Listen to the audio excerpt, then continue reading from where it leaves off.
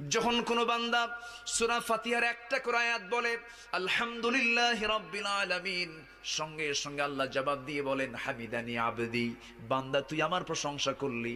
আর রহমানির রহিম যখন বলে আল্লাহ বলেন আসনা আলাইয়া আবদি। মালিক ইয়াউমিদ্দিন যখন বলে আল্লাহ বলেন মাজ্জাদানি আবদি।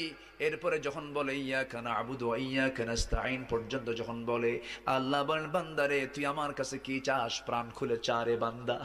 ইহদিনাস সিরাতাল মুস্তাকিম থেকে শুরু করে নিয়া ওয়ালাদ-দাল্লিন পর্যন্ত যখন বান্দা বলে তখন আল্লাহ বলেন বান্দা নামাজের মধ্যে এমন প্রেমের খেলা খেললি বান্দা, তুই যা চাইলি সব আমি আল্লাহ কবুল করলাম। ওই বান্দা যখন রুকুতে যায় আল্লাহ তখন অস্থির হন। ওই বান্দা যখন সিজদায় যাওয়ার জন্য প্রস্তুতি নাই, সমস্ত ফেরেশতাকে ডাক দিয়ে বলেন ও ফেরেশতারা, এই বান্দাগুলো আমাকে দেখলো না, রাসূলকে দেখলো না, কোরআনকে দেখে হাদিসকে বিশ্বাস করে আমাকে খুশি করার জন্য তার সবচেয়ে সম্মান